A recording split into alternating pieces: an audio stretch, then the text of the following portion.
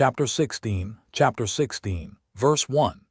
At that time Chedorlaomer king of Elam sent to all the neighboring kings, to Nimrod, king of Shinar, who was then under his power, and to Tidal, king of Goyim, and to Arioch, king of Elasar, with whom he made a covenant, saying, Come up to me and assist me, that we may smite all the towns of Sodom and its inhabitants, for they have rebelled against me these 13 years. Verse 2. And these 4 kings went up with all their camps, about 800,000 men, and they went as they were, and smote every man they found in their road. Verse 3. And the 5 kings of Sodom and Gomorrah, Shinab king of Edmah, Shemeber king of Zeboim, Barak king of Sodom, Barshak king of Gomorrah, and Bela king of Zor, went out to meet them, and they all joined together in the valley of Siddim. Verse 4. And these 9 kings made war in the valley of Siddim, and the kings of Sodom and Gomorrah were smitten before the kings of Elam. Verse 5. And the valley of Siddim was full of lime pits, and the kings of Elam pursued the kings of Sodom. And the kings of Sodom with their camps fled and fell into the lime pits, and all that remained went to the mountain for safety. And the 5 kings of Elam came after them and pursued them to the gates of Sodom, and they took all that there was in Sodom. Verse 6. And they plundered all the cities of Sodom and Gomorrah, and they also took Lot, Abram's brother's son, and his property, and they seized all the goods of the cities of Sodom, and they went away. And Eunuch, Abram's servant, who was in the battle, saw this, and told Abram all that the kings had done to the cities of Sodom, and that Lot was taken captive by them. Verse 7. And Abram heard this, and he rose up with about 318 men that were with him, and he that night pursued these kings and smote them, and they all fell before Abram and his men, and there was none remaining but the 4 kings who fled, and they went each his own road. Verse 8. And Abram recovered all the property of Sodom, and he also recovered Lot and his property, his wives and little ones, and all belonging to him, so that Lot lacked nothing. Verse 9. And when he returned from smiting these kings, he and his men passed the valley of Siddim, where the kings had made war together. Verse 10. And Barak king of Sodom, and the rest of his men that were with him, went out from the lime pits into which they had fallen, to meet Abram and his men. Verse 11. And Adonizedek king of Jerusalem, the same was Shem, went out with his men to meet Abram and his people, with bread and wine, and they remained together in the valley of Melech. Verse 12. And Adonizedek blessed Abram, and Abram gave him 1/10 from all that he had brought from the spoil of his enemies, for Adonizedek was a priest before God. Verse 13. And all the kings of Sodom and Gomorrah who were there with their servants approached Abram and begged of him to return them their servants whom he had made captive, and to take unto himself all the property. Verse 14. And Abram answered the kings of Sodom, saying, As the Lord liveth, who created heaven and earth, and who redeemed my soul from all affliction, and who delivered me this day from my enemies, and gave them into my hand, I will not take anything belonging to you, that you may not boast tomorrow, saying, Abram became rich from our property that he saved. Verse 15. For the Lord my God, in whom I trust, said unto me, Thou shalt lack nothing, for I will bless thee in all the works of thy hands. Verse 16. And now therefore, behold, here is all belonging to you, take it and go.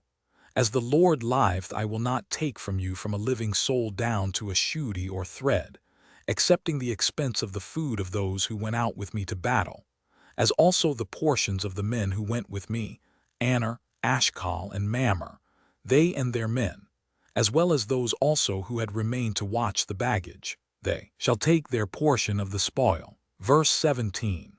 And the kings of Sodom gave Abram according to all that he had said, and they pressed him to take of whatever he chose, but he would not. Verse 18.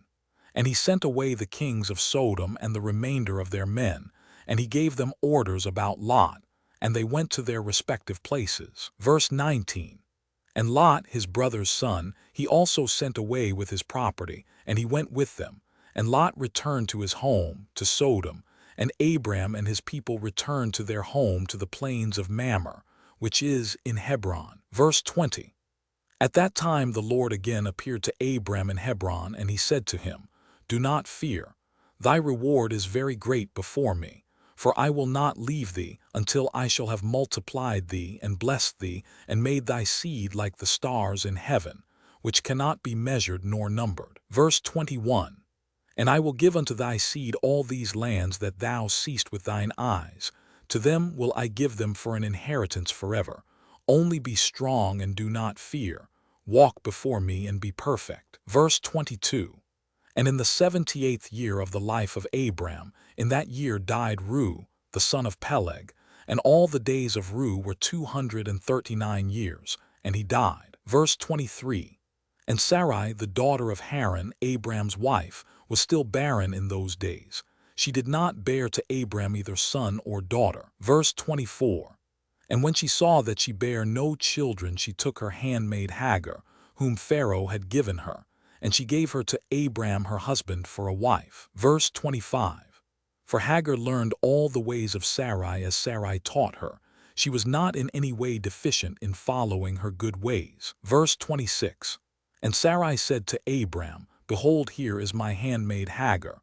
Go to her that she may bring forth upon my knees, that I may also obtain children through her." Verse 27.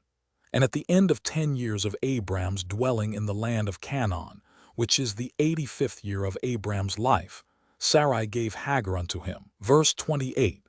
"And Abram hearkened to the voice of his wife Sarai, and he took his handmaid Hagar, and Abram came to her, and she conceived." Verse 29.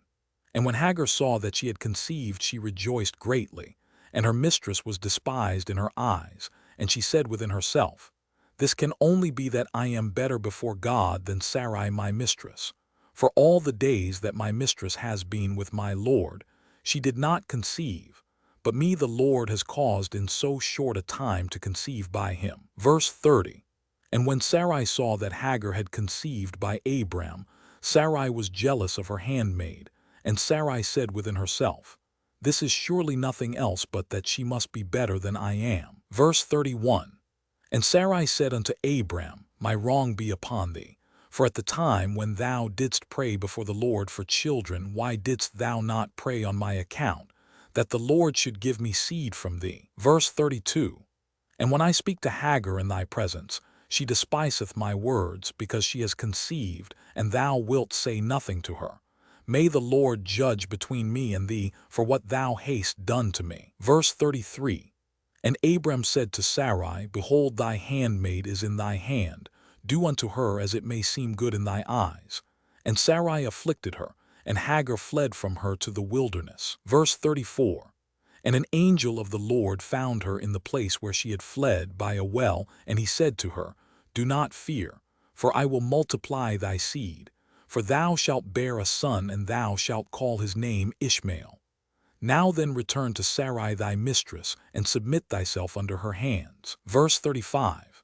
"And Hagar called the place of that well Beer-lahai-roi. It is between Kadesh and the wilderness of Bird." Verse 36.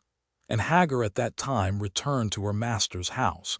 And at the end of days Hagar bare a son to Abram, and Abram called his name Ishmael. And Abram was 86 years old when he begat him."